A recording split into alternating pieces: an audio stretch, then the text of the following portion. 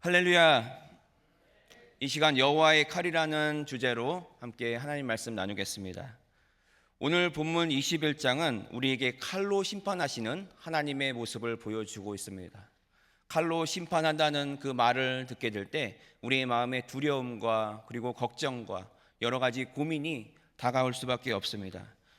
여러분들께서는 칼이라는 이 단어를 듣게 되었을 때 어떤 칼을 마음속에 떠올리시게 되시는지 묻고 싶습니다. 저는 제 마음속에 가장 먼저 떠올랐던 칼은 사극이나 그리고 무협지에 나오는 검객들이 사용하는 그러한 칼을 떠올리게 되었습니다. 검객들이 사용하는 그 칼을 보면은 날카롭고 그리고 정교하며 이곳저곳을 챙챙하는 소리와 함께 번쩍이는 광채가 나는 칼, 그리고 그 칼이 그어지는 그 곳마다 검객이 그 칼을 휘둘릴 때마다 사람들이 쓰러지고 그리고 어둠 속에서 빛을 보여주는 그러한 영화의 한 장면을 떠올리게 되었습니다. 그렇다면 오늘 본문에서 말씀하고 있는 그 칼의 의미, 그 칼은 무엇을 뜻하고 있는 것인가 한번 생각해 보기를 원합니다. 오늘 본문에 말씀하고 있는 이 여호와의 칼, 그 칼은 바로 하나님의 심판을 말씀하고 있습니다. 무기로서의 칼이 한순간에 목숨을 끊어버리는 그러한 칼이듯이 여호와의 칼 역시도 날카롭고 정교하여서 하나님의 심판이 임하게 되었을 때 한순간에 그 목숨을 끊어버리는 그와 같은 살상의 무기로서의 칼을 말하고 있는 것입니다. 그 칼은 단 한 번의 일격만으로도 그 어떠한 강성한 자도 그 단칼에 목숨을 잃어버릴 수밖에 없는 그러한 칼을 말하고 있습니다. 본문에 보면 그 칼에 대하여서 칼이여 칼이여 날카롭고도 빛나도다 라고 표현하고 있습니다. 그토록 칼이 빛나는 이유는 하나님께서 그 칼을 오랫동안 갈고 그리고 닦아 오셨기 때문입니다. 그 칼을 오랜 시간에 걸쳐서 준비해 오셨다는 것을 말하고 있습니다. 그 말은 즉 유다의 우상 숭배와 그리고 불순종에 대한 하나님의 심판이 결코 우발적이거나 급작스러운 하나님의 분노 때문이 아니라 하나님께서는 인내하시고 그리고 참으시고 또 참으신 가운데 마침내 그 칼을 빼어 드시게 되었다라는 것을 말씀하고 있습니다. 즉 죄에 대하여서 하나님의 단호하심을 그리고 이제는 하나님의 그 마지막 선택이 바로 그 칼에 있다라는 것을 말씀하고 있습니다. 오늘 본문에서 하나님께서는 여호와의 칼로서 드신 바벨론을 준비하셨습니다. 그리고 그 칼의 일격을 통하여서 심판을 받는 그 대상으로서 범죄한 유다와 그리고 암몬을 말씀하고 있는 것입니다. 우리는 하나님께서 칼을 지셨다는 그 말만으로도 두려움에 벌벌 떨게 됩니다. 칼을 드신 하나님께서는 왜 칼을 드신 것이며 그리고 그 칼 이면에 담긴 또 다른 의미가 있는 것은 아닌지, 하나님께서는 과연 어떠한 마음을 가지고 그 칼을 빼어 드시게 된 것인지, 이 시간 우리가 함께 여호와의 칼에 담긴 그 진정한 의미를 함께 살펴보도록 하겠습니다. 첫째로 그 칼의 의미는 죄를 끊어내기 위하심임을 말씀합니다. 여호와의 칼은 날카로운 칼을 말하고 있습니다. 그 칼이 날카로운 이유가 무엇인가? 10절에 이렇게 말씀합니다. 그 칼이 날카로움은 죽임을 위함이요 빛남은 번개같이 되기 위함이니 우리가 즐거워하겠느냐? 내 아들의 규가 모든 나무를 업신여기는 도다 라고 말씀합니다. 즉 그 칼의 목적은 바로 죽임을 위하여라고 확실하게 말씀해 주고 있습니다. 죽인다는 말씀을 듣는 그 순간에 우리의 마음은 떨리게 되고 두렵게 됩니다. 나를 죽이시는 칼을 드시겠다는 것인가? 라는 그러한 두려움과 걱정일 것입니다. 그런데 우리가 잊지 말아야 할 것은 바로 이 칼은 무조건 우리를 죽이는 것이 목적이 아니라는 것입니다.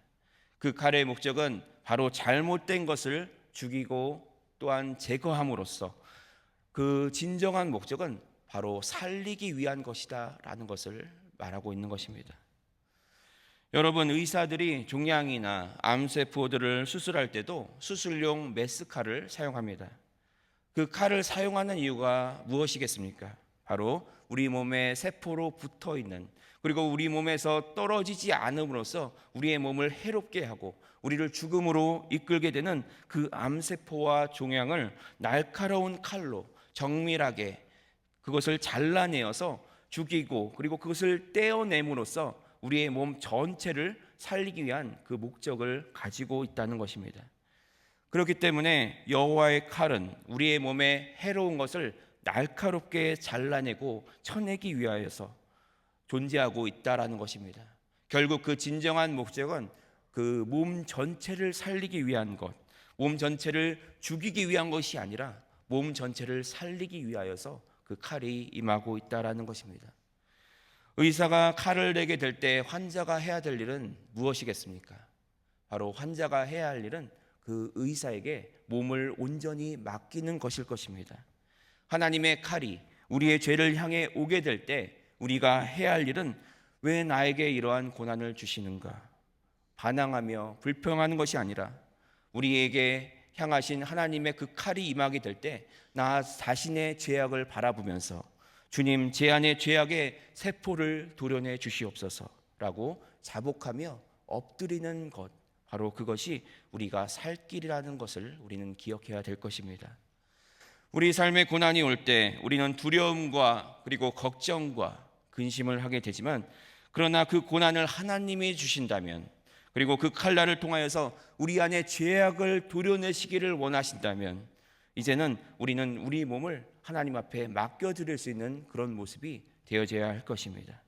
그리고 그 죄악의 세포를 마침내 완전히 끊어내므로 우리에게 새로운 생명을 주시는 하나님의 그 사랑과 그 은혜를 우리는 기억하며 믿음으로 나아가야 될 것입니다. 베드로전서 4장 12절로 13절에 말씀합니다. 사랑하는 자들아, 너희를 연단하려고 오는 불시험을 이상한 일 당하는 것 같이 이상히 여기지 말고 오히려 너희가 그리스도의 고난에 참여하는 것으로 즐거워하라. 이는 그의 영광을 나타내실 때 너희로 즐거워하고 기뻐하게 하려 함이라 라고 말씀하고 있습니다.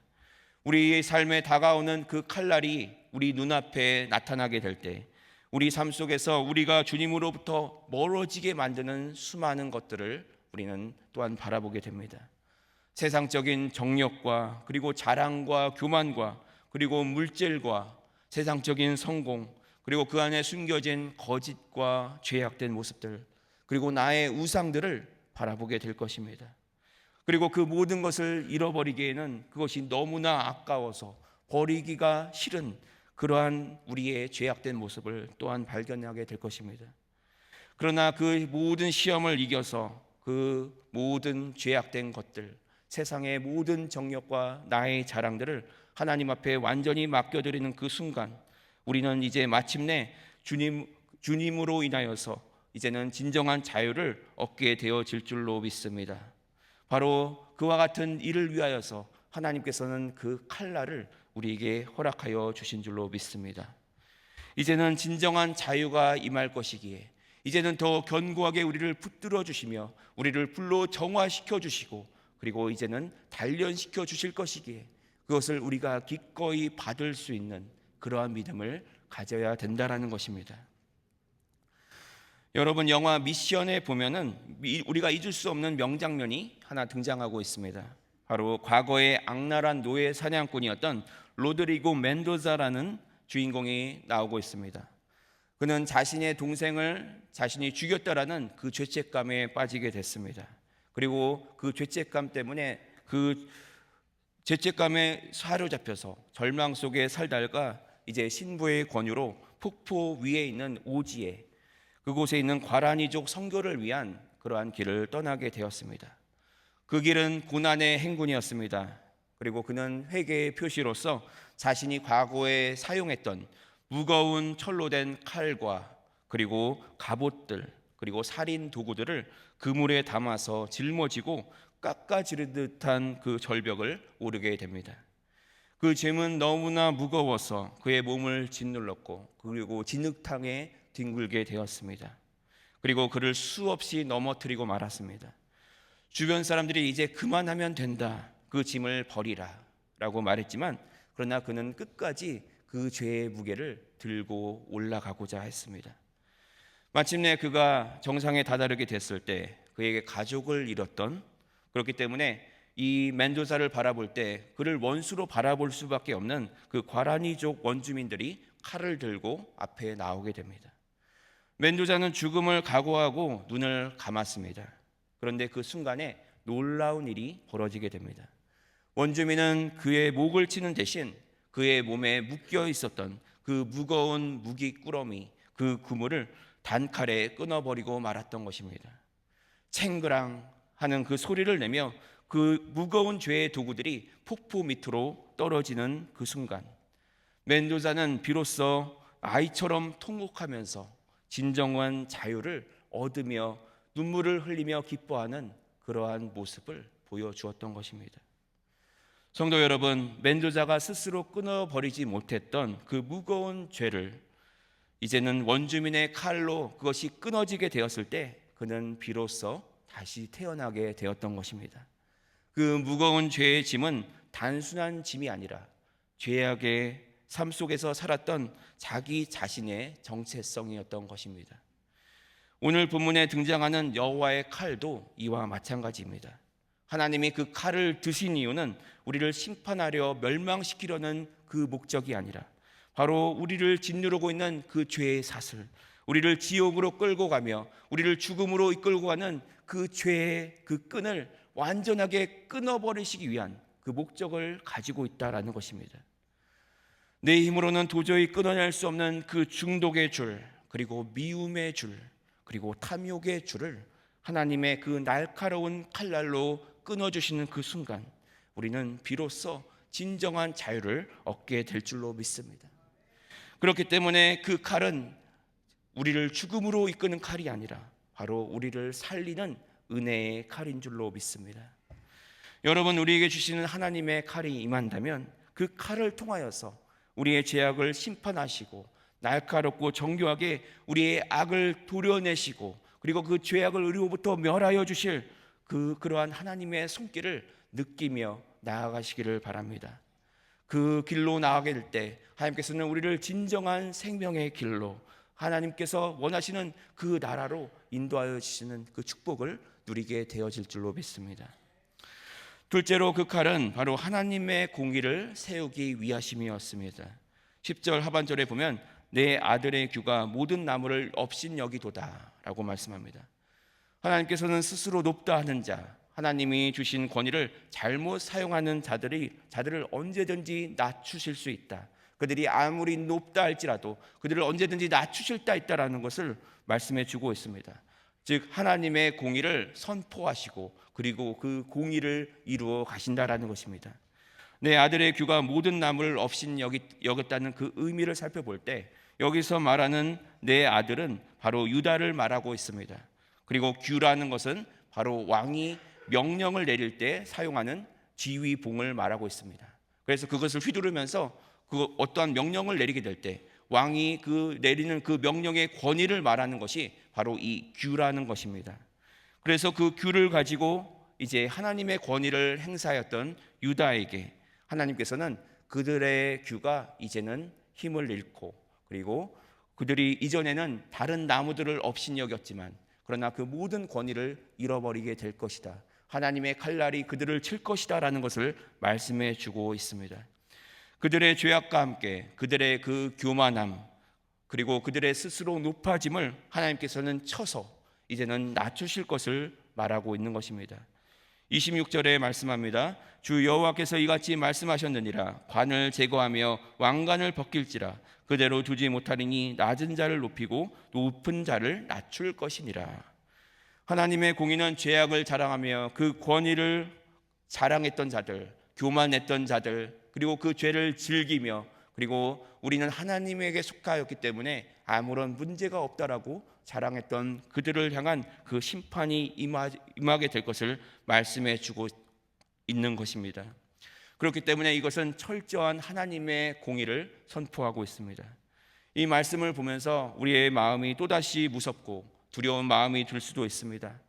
아마도 그동안 죄와 더 많은 친밀한 관계를 가졌던 사람들, 그리고 그 죄를 기뻐하였던 자들, 그들은 더욱더 두렵고 그리고 불편한 마음으로 이 하나님의 심판을 바라볼 수밖에 없을 것입니다.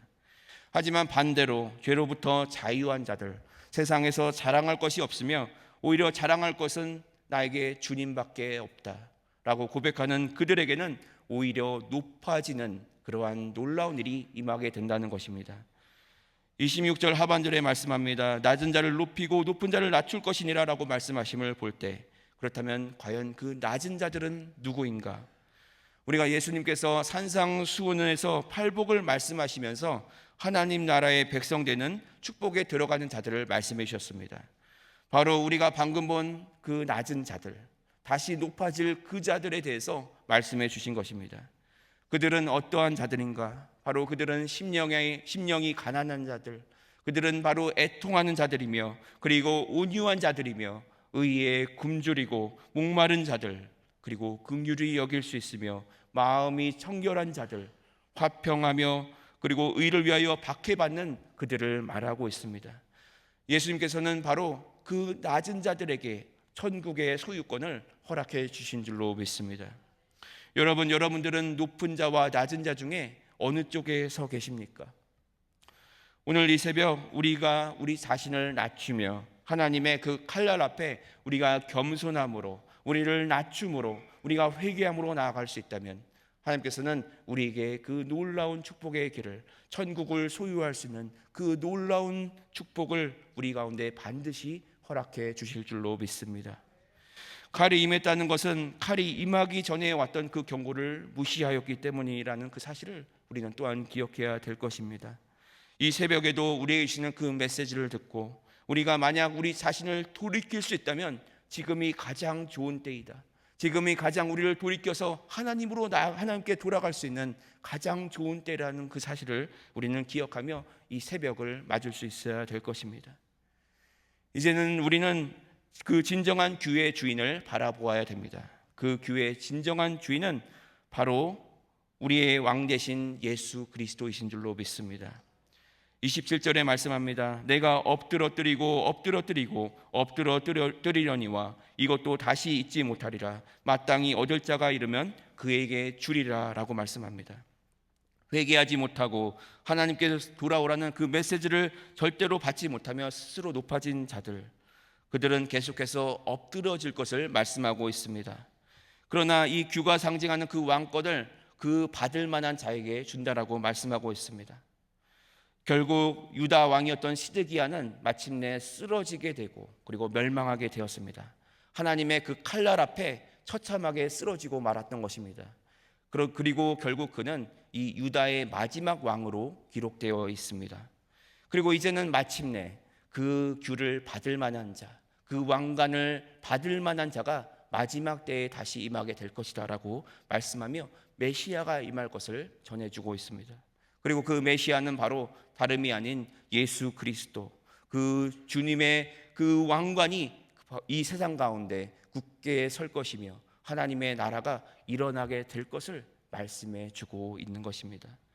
누가복음 1장 31절로 33절에 말씀합니다. 보라, 내가 잉태하여 아들을 낳으리니 그 이름을 예수라 하라. 그가 큰 자가 되고 지극히 높으신 이의 아들이라 일컬어질 것이요 주 하나님께서 그 조상 다윗의 왕위를 그에게 주시리니 영원히 야곱의 집을 왕으로 다스리실 것이며 그 나라가 무궁하리라. 즉 하나님께서 세우실 그 공의는 무엇인가? 바로 새로운 규를 쥐고 그리고 새로운 왕관을 쓰시며 이제는 하나님의 나라를 새로 세워가실 예수 그리스도에게 있다라는 그 사실을 선포해 주고 있습니다. 말씀을 맺겠습니다. 사랑하는 성도 여러분, 여호와의 칼은 우리의 죄악을 마침내 끊어내 버리고 그리고 예수 그리스도로 회복시켜 주시는 그 은혜를 주시기 위한 도구였다는 사실을 우리는 반드시 기억해야 될 것입니다. 그리고 그 여호와의 칼은 직접적으로 우리가 맞아야 될 것이 너무나 당연하지만 그러나 그 여호와의 칼을, 그 날카롭고 그리고 그 정교한 칼, 한 단숨에 그 목숨을 끊어버릴 그 칼을 대신 맞아주신 분이 바로 우리 주님이신 예수 그리스도이신 줄로 믿습니다. 주님께서 그 칼을 우리 대신 맞아주심으로 이제는 우리가 자유함을 얻고 그리고 마침내 하나님의 나라로 들어가게 되는 그 놀라운 축복을 우리가 얻게 된 줄로 믿습니다. 아브라함에게 모든 땅을 주시겠다고 약속했던 하나님은 오늘 에스겔을 통하여서 그 땅을 정결하시기 위한 그 결단으로서 이 여호와의 칼을 들게 되신 줄로 믿습니다. 이제는 우리가 주님께서 이루신 그 믿음을 가지고 나가게 될 때 우리는 마침내 자유함을 얻고 그리고 하나님이 허락하시는 그 놀라운 축복 가운데 거하게 될 줄로 믿습니다. 오늘 이 새벽 다시 한번 우리 자신을 되돌아보며 우리가 돌아가야 할 곳, 바로 하나님께로 돌아갈 수 있는 그러한 이 새벽, 이 첫 시간이 되어지기를 주님의 이름으로 축원드립니다. 사랑이 많으신 하나님 아버지, 감사합니다. 오늘 말씀을 통하여서 여호와의 칼이 우리에게 임하였음을 우리가 보았습니다. 우리의 죄악된 모습들, 우리의 연약한 모습들, 우리의 범죄함과 우리의 거짓됨을 향한 그 칼날이 우리에게 임하였지만, 그러나 주님께서 우리 대신 그 칼날을 받으심으로, 우리 대신 그 죽음을 감당하심으로 우리에게 허락하여 주신 그 놀라운 축복, 우리에게 생명을 주시고 우리에게 하나님 나라를 열어주신 그 놀라운 일을 우리가 바라보았습니다. 이제는 우리가 다시 주님 앞에 나아가기를 원합니다. 하나님께서 우리를 만나주신 그 자리, 우리에게 주신 그 은혜의 자리로 돌아갈 수 있는 우리 모두가 다 될 수 있도록 주님 허락하여 주시옵소서. 모든 것을 감사드리며 살아계신 우리 주 예수 그리스도의 이름으로 기도합니다. 아멘. 우리 다 함께 일어나셔서 찬양 드리시겠습니다.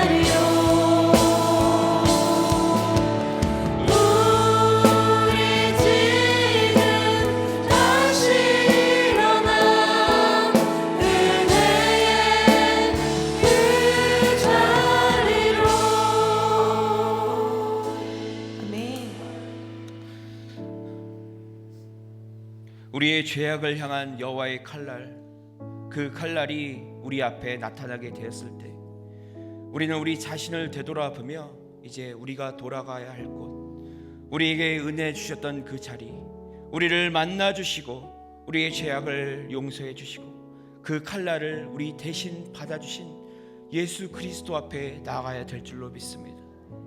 우리가 주님 앞에 나아가는 그 순간, 주님께로 되돌아가는 그 순간마다 주님께서 우리 가운데 또다시 그 은혜를 회복시켜 주시고 우리의 삶을 주님을 향하여 나아갈 수 있도록 하나님의 나라를 향하여 하나님의 나라를 기업으로 받는 그 놀라운 축복을 우리 가운데 허락해 주실 줄로 믿습니다. 이 시간 우리 가운데 아직도 남아있는 죄의 뿌리들, 변하지 않는 나의 모습들, 그리고 주님 앞에 부끄러운 나의 행동과 말과 생각과 하나님의 불이 임하여서 하나님의 칼날이 임하여서 이제는 깨끗함을 허락해 주실 그 놀라운 일이 우리 가운데 있기를 바라면서 이 시간 주님 앞에 돌아가게 해달라고, 다시 주님을 만나게 해달라고, 다시 주님과의 그 관계를 회복하고 그 은혜의 자리로 나아갈 수 있게 해달라고 이 시간 함께 기도하기를 원합니다. 우리 교회를 위해서 기도해 주실 때 우리 청년 일부 수련회를 마치고 돌아오는 그 길 가운데 주님께서 지켜주시고 계속해서 그 은혜를 이어갈 수 있는 귀한 청년들이 다 되게 해달라고 기도해 주시기 바랍니다. 그리고 우리 청빙위원회를 위해서 기도해 주시고 또 이제 새로 오실 담임 목사님을 위하여서 하나님께서 이끌어 가실 그 새로운 시간을 우리가 기대하며 소망하며 그 은혜의 시간을 우리에게 다시 허락해 주실 것이라는 그 믿음을 가지고 나아가게 해달라고 함께 기도하겠습니다.